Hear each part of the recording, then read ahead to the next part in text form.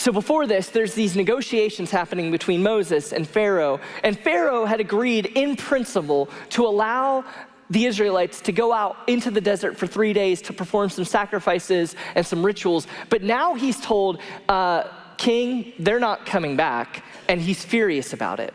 And so he gets all the king's horses and all the king's men to bring the Israelites back together again. And thank you, I thought that was clever too. And at the same time, notice it says they're marching out boldly. Let's see how long that lasts. 2 verses later. As Pharaoh approached, the Israelites looked up, and there were the Egyptians marching after them. They were terrified. There it is. And so they cried out to the Lord, and they said to Moses, was it because there was no graves in Egypt that you brought us out into this desert to die? What have you done to us by bringing us out of Egypt? Didn't we say to you, leave us alone, let us serve the Egyptians? It would have been better for us to serve the Egyptians than to die in this desert. And you can see they're not so bold anymore, are they? They're terrified. And worse, they're taking it out on their leader. They're saying, Moses, at least there was tombs in Egypt they could have put our bodies in. Like, why did you bring us out here? In fact, we didn't know how good we had it being slaves to them back in Egypt. And in a single instant, they go from marching out boldly to now they're picking up the shovels needed to dig their own graves. And it's easy for us to rag on the Israelites because of their inconsistency from moment to moment. But ask ourselves, are we really any different from them? Like, seriously, are we really any better than they are? Because if I'm honest with you about my faith, there are times that my faith feels moment to moment. Times where things just hit me out of nowhere, and all of a sudden it feels like I'm in the middle of the ocean with no life jacket, treading water. And I panic, and I overreact, and I get rattled, and that's when I begin to rewrite history. Maybe I was wrong about God, or maybe I was wrong about what he wanted here. Or maybe I made a mistake along the way, or maybe I should just give up. And listen, the Bible includes stories like these for a reason. And the point isn't don't be like the Israelites. The point is we're exactly like the Israelites. We read a story like this like it's a cautionary tale when it's actually an autopsy.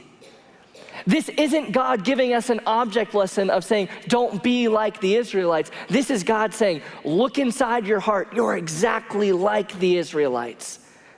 Their inconsistency is your inconsistency. Their lack of faith is our lack of faith. Their fear and panic is our fear and panic. And so the Egyptians, they're descending. The Israelites start to spiral. And now their leader Moses stands up and he gives them a word. And I love this because it's not just a word for them. This is a word for you and me today as well. Look what it says in verse 13. Moses answered the people, don't be afraid. Stand firm and you will see the deliverance that the Lord will bring today. The Egyptians you see, you'll never see them again. The Lord will fight for you. You need only to be still. Don't be afraid. Actually, don't even lift a finger. Why? Because God's gonna do all the heavy lifting. So what do? You just sit back and watch. And it begs the question, what is Moses seeing in this moment that the people are not seeing? Like, what in the world is Moses looking at in this moment that would make him say that? He sees the Red Sea in front of him. He sees that they're surrounded by water and mountain and armies. He sees the chariots and the horses and the men and the spears. So how in the world can he say this? What is he seeing that the people are not? And you might say, well, he knows what's gonna happen. He knows that God's gonna part the Red Sea and they're gonna walk through and then God's gonna destroy the Israelites, or the Egyptians, but that's not true. We know what's about to happen, by the virtue of hindsight. Moses doesn't have a clue what's going to happen. In fact, God doesn't tell him what's going to happen until after he speaks to the Israelites. Look what it says.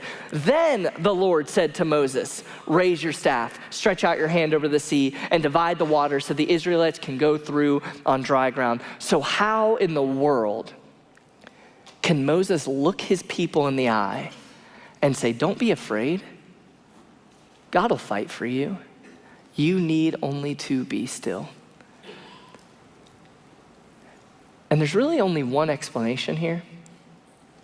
And the explanation is that Moses knew what many of us know intellectually about God, that God doesn't change, that he's consistent. But here's where Moses might be different than you and I, is that he didn't just know it, he believed it. And when I say he believed it, I don't just mean that he agreed with it. I mean, when I say he believed it, I mean he had wrestled with this idea and struggled with this idea and leaned into this idea and pushed against this idea until after time it burrowed down deep into his heart where it gave him a peace and a calm and a confidence. It became something he believed so much that in that moment, it wasn't about what God was going to do. Moses had no clue what God was about to do. He didn't know how he was going to do it. He just knew that he would. It wasn't about what God was going to do. It's about who God is. That's what made the difference for Moses. For Moses, it wasn't about what God was going to do. It was about who God is. And for Moses, this is the same God who for the last year of his life had shown up over and over to remind him of his purpose and keep him on track. This is the same God who had made promises and oaths and covenants to his people that he would make a way for them. This is the same God who just sent miracle after miracle after wonder into the country of Egypt to prove to his people that he was going to fight for them. So for Moses, in the face of certain death, it's not about what God was going to do that gave him confidence. It's who God is that gave him confidence. And who God is stable. And he's consistent. And he's unchanging. And he is faithful.